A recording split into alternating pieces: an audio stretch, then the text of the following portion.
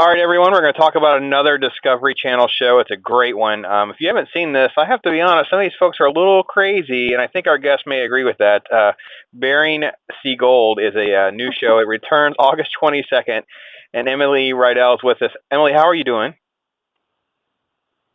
I'm doing fabulously. How are you doing, Brennan? Oh, I'm fantastic. And tell us a little bit about what folks are going to expect. The show returns August 22nd at 9 p.m. on Discovery, and you kind of had your first real big breakthrough as a captain. You're the first, I guess, first and only female dredge owner. I know, a lot of pressure on you, I guess, right? Yes, and you're absolutely right about us being crazy. We are we can easily be classified as quite insane as to what we do, which is diving under 5 to 6 feet of ice in 27-degree water. And this is my first year trying to run an ice operation. I had my first year as a summertime dredging captain that summer before that, and then ice was my first chance to sort of put together my own thing, which as hard as I tried, it's I fought a lot of unforeseen battles as it tends to happen up here, and it was definitely a challenging time. Are you in Nome, Alaska pretty much year round now? No, thankfully no. I come up here in the summer and in parts of the winter to work and support myself, and then the rest of the time I tend to just kind of jump around various continents. Now the dredging is definitely kind of a family thing for you. Catch everybody up a little bit on that, and about your dad and everything, and kind of how you even are sort of kind of in the world of the Bering Sea Gold. Yeah, well, my dad and I came up here originally at the invite of an old family friend of ours, Zeke. We've been friends with his family. Our dads went to high school together.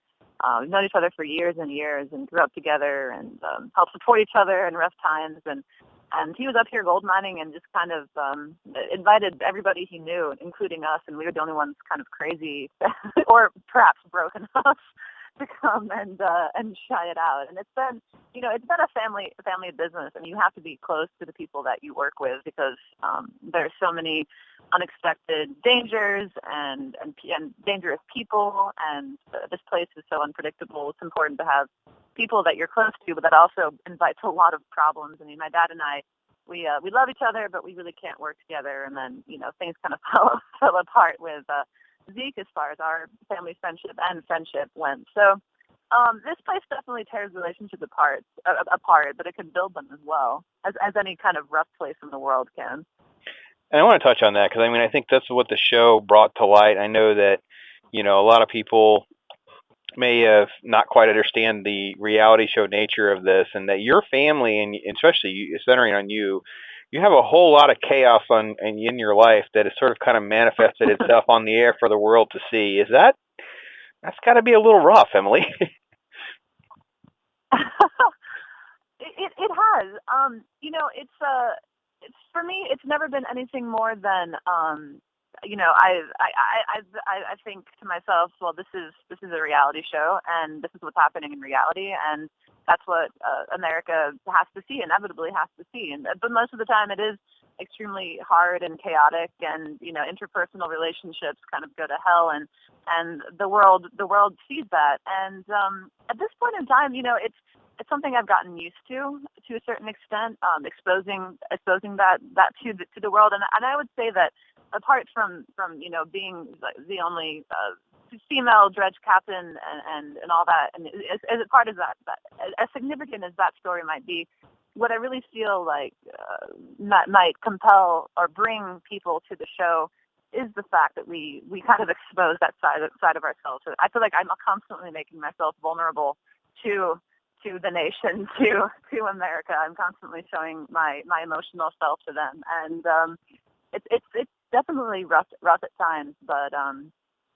that's the way it is. You're doing a very hard job, a very demanding job. You're isolated. You're constantly risking life and limb to stay up here and can keep mining for gold, and certain things are going to come out of that, and they're going to be captured by camera and then exposed. So that's just how it goes. Well, Emily will be back on August 22nd. That's the premiere of season 4, Bering Sea Gold, and yeah, she has quite a resume here of some just kind of crazy things happening on the show, some very traumatic things happening on the show. Obviously, you talked about parting ways with Zeke, and of course the suicide of John Bunce, and some different things that have happened. And how do you sort of the show wraps, the show takes a break, whatever. How do you sort of reconcile and recoup from that to kind of keep your focus and sanity in all of this?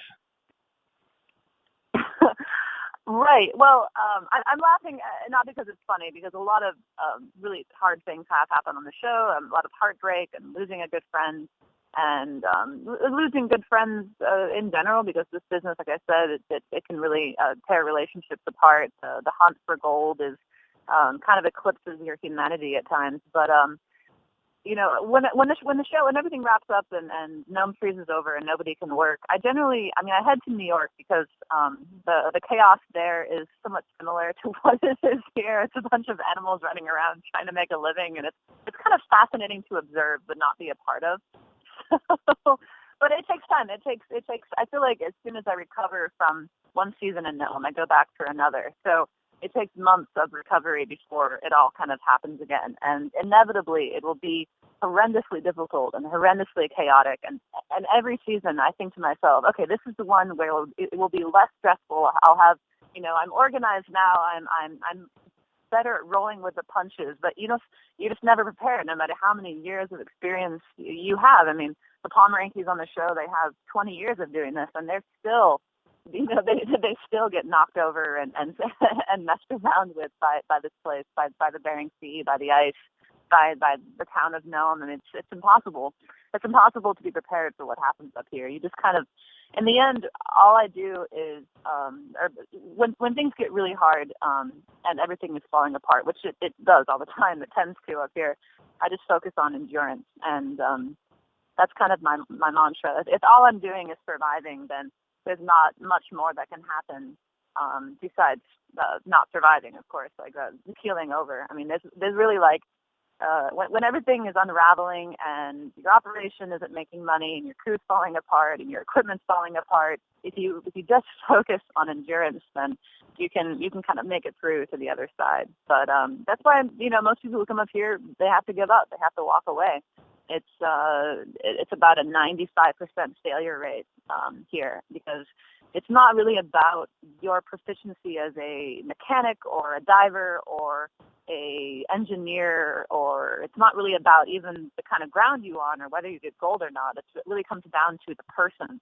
And I think that's probably why I, as inexperienced and unskilled in some ways as I am, I seem to have a bizarre tenacity. I don't even understand it myself.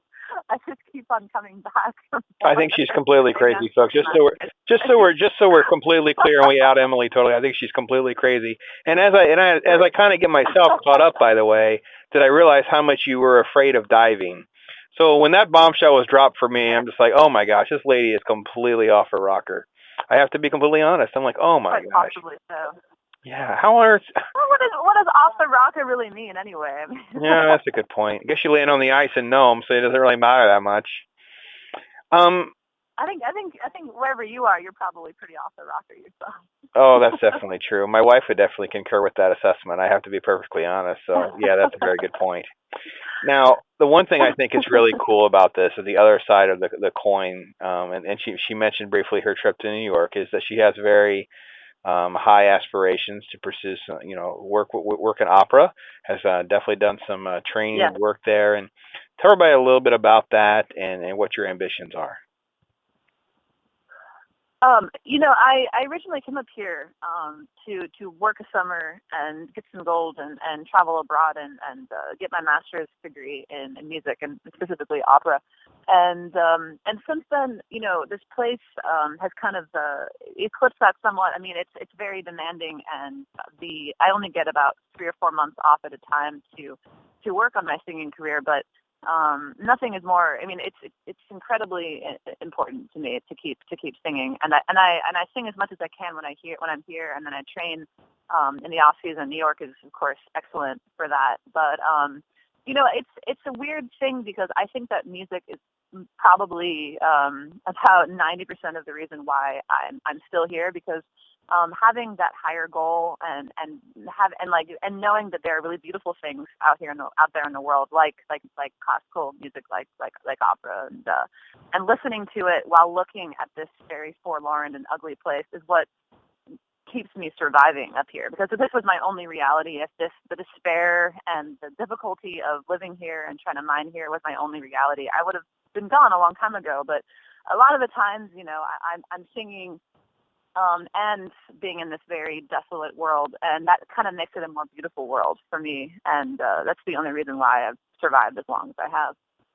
Is that part of why you think there's so many people that just sort of kind of fall flat with this effort, is because there's really nothing else to kind of fall back on to drive them? They don't really have sort of a ulterior motivation, so therefore it's just, a bunch of ice, and when that's not working out well, you don't ever see them again. Well, yeah, I mean, this place, the drive for gold, I mean, most of the people who come up here have nothing else. I mean, they only have a dream and a desire to not be a part of society and to make something for themselves that is entirely their own. I mean, when you mine for gold, you are fulfilling your own destiny instead of having some corporation or business fulfill it for you. So if you come up here and you try to mine for gold and you can't find it, and if you fail, then you're basically, it breaks you. It breaks your spirit. It really does. It is the last attempt you have of being your own self and achieving your own personal goals and making your life happen for you. And if you fail at it, then you really have then you truly have nothing else. I mean, you have to have some kind of spiritual strength that goes beyond gold. Otherwise, gold will define you. And it's happened to me before, where I think more about the gold than I think about my art. But the only thing that really keeps me strong is my art, because it is my spiritual force. And what happens up here can't break my spirit, but for many people it does. That was so deep. I have to be perfectly honest. It's fantastic. I think we should end. Really deep. I don't know. I'm sorry. I can't. That was good stuff. Don't apologize. We got to play this. This is going to be played back by your people. They're like, here you go. Here's your soundbite on Emily. It's like, wow, it's fantastic. And it really is the appeal of the show, folks. Bering Sea Gold is on Discovery. It returns August 22nd. That's 9 p.m. Eastern Time. Season 4 starts back up and promises a lot of interesting things. Obviously, Emily's trying in her way, but you also got some folks that may, hit a big payday. Other folks that may lose everything. And it's that sort of show of extremes, and it's very engaging, very entertaining. So, Emily, is there anything else going on besides these two big things? You're kind of caught between a world and gnome and opera. Is there anything else sort of going on and that you're able to kind of fit into all this? Gnome and opera. I'm sorry? Gnome and opera. Yeah. Well, no, both of them take up so much of my life. Aside from attempting to rock climb every once in a while, and I'm single, and I'm still looking for someone else in the world that wouldn't mind opera enthusiast, gold miner, and gnome. But other than that, I mean, this takes up a lot of my time. I understand. It's definitely an interesting adventure and a great story. I appreciate you sharing so much of that in your personal life, not only on the show but with us, and carving time out, folks. Bering Sea Gold, August 22nd on Discovery Channel. You don't want to miss that. And Emily, please keep in touch. We'll touch base with you hopefully again, maybe near the end of the season, and see how things are going, and we can talk more about some of the details of the show then. Awesome. Well, thanks, Brandon, and thanks for the questions too. It's I do tend to get a little bit philosophical from time to time. I suppose it's an aspect of the profession, but I'll be happy to give a spiritual advice anytime. Well, I think it was very intriguing. It was very interesting, and definitely kind of goes to explain, because a lot of folks can watch something like this and kind of left scratching their head, and yet that really kind of, I think, starts to really summarize up where you guys are coming from, and kind of what's going on between your two ears, and that's it was pretty good stuff, and I appreciate your time on all that. Thank you again. There's a lot of wildness between those two ears, but thanks, Brandon. It was great to chat with you.